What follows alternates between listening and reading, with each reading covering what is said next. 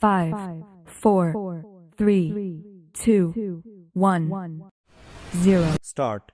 If you scan the history of the railways in this country, you will see that it was the presidency towns Bombay, Madras, and Calcutta that determined the pattern of our railways as well as of our industrial and economic growth. Stop. The British, when they landed in this country, established trading centers called forts. Stop. In Chennai, it was Fort St. George. In Kolkata, it was Fort St. Williams. And in Mumbai, it was merely a fort, and there was one in Surat also. Stop. It is these trading establishments which determined the pattern of government, the pattern of administration, and every other pattern under the British regime. Stop. They constructed the railways, they established the industries, they located their armies with reference to these three presidency towns. Stop.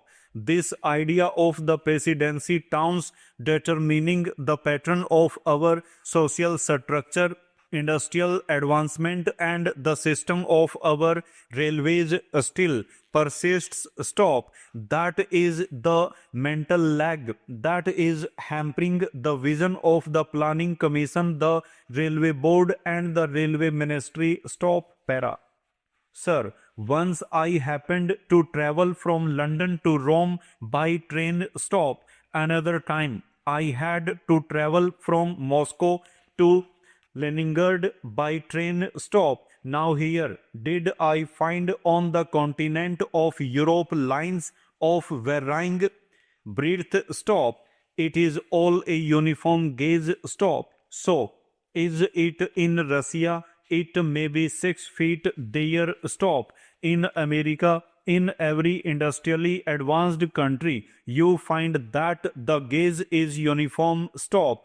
This very country which ruled us, namely the United Kingdom, had inside its border a uniform gauge, but they inflicted three systems of gauge of India. Stop. They thought that would perpetuate what is called their domination, or in the negative sense that it would impede the industrial and economic growth of India. Stop.